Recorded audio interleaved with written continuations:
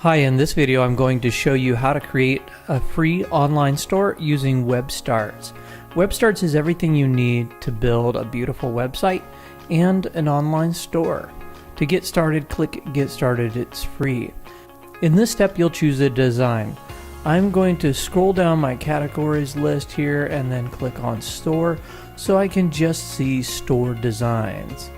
For this demonstration, I'm choosing this first design, so I hover over it with my cursor and click Edit.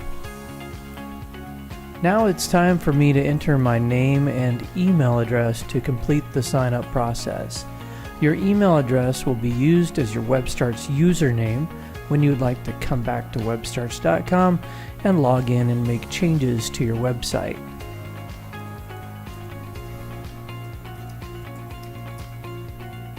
Choose a password and then verify that you're a human.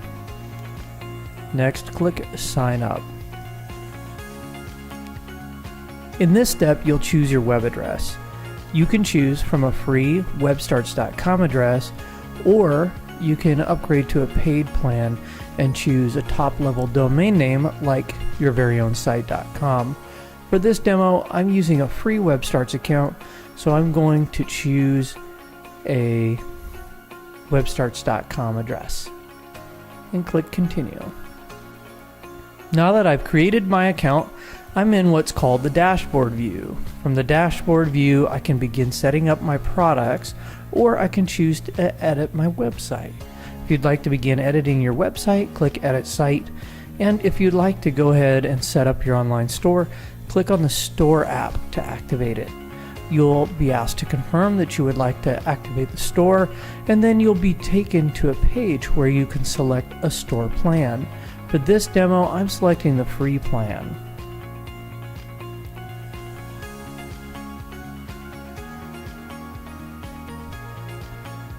Now that your store app is added to your website, it's time to add your first product. Click on the Add Product button and then give your product a title, a description, and upload a few images.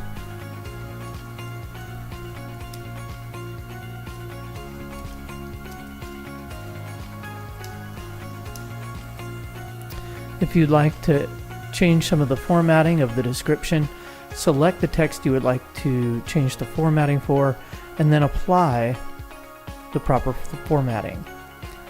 Click on Add Images and you'll be able to add images that are previously uploaded to your file manager or upload new images from your local computer. You can add as many images as you would like for each one of the products that you sell.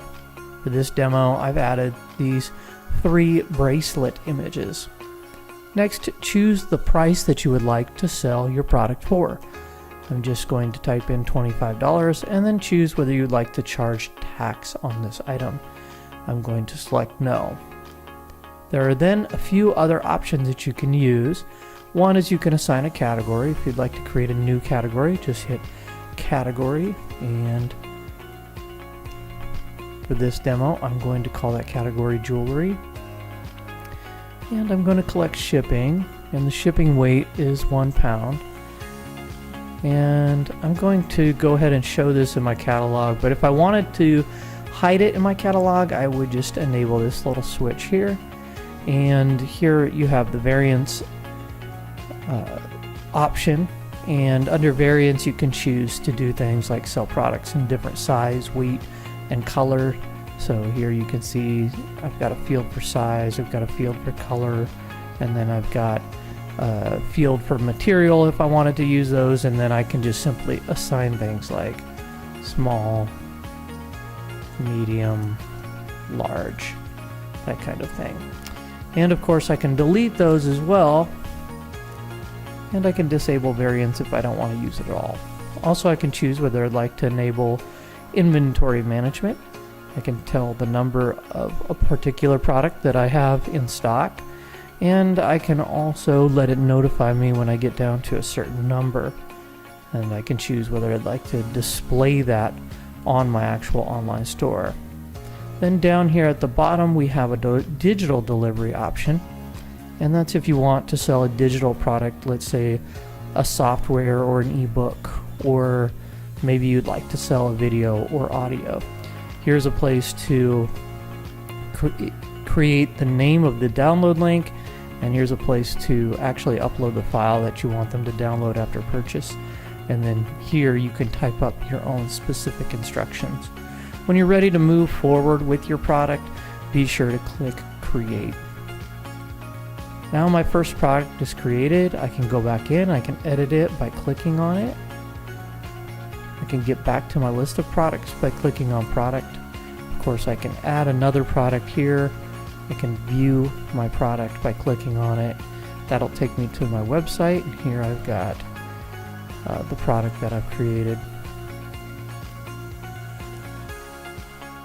Now I also have some other options here. Orders, that's where my orders will appear, and I can always go back and search my orders by customer name or by keyword. Got another tab for reports. This shows the total number of sales that I've made, and since this is a new store, I've yet to make any sales. And then I have my customers tab, which allows me to search for my customers. And if I had any customers yet, you'd see some information here about those customers, including their name. And then I could click View Orders to see more of their order details. And then you have store settings. And in the store settings section, you can do things like change the payment gateway you use to receive the money. By default, we set up all stores with WePay, and then you receive an email asking you to fill out your bank information and confirm that you would like to use WePay, and they charge a competitive rate. It's 2.9%. It's basically the same as most other online credit card transaction providers. Here you set up your shipping. You can either use UPS and then enter your zip code, or you can create custom shipping options if, for example, you want to use a flat rate for your shipping. Here you could choose whether you'd like to accept PayPal and also allow comments at checkout. If, for example, you're selling a product that requires some customization, you may want people to provide that custom text or instructions at checkout.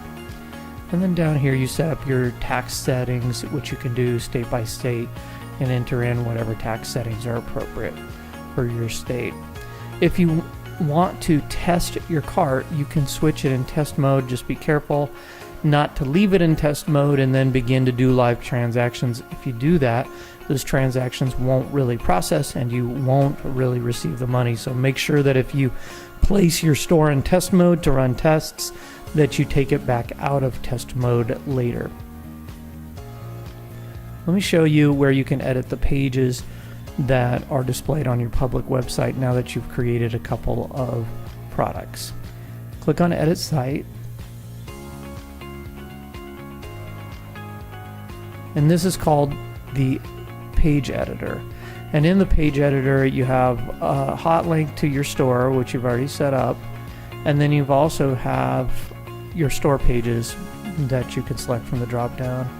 When you choose your store pages, you can modify the look and feel. In the top section here above this dotted line is called the header.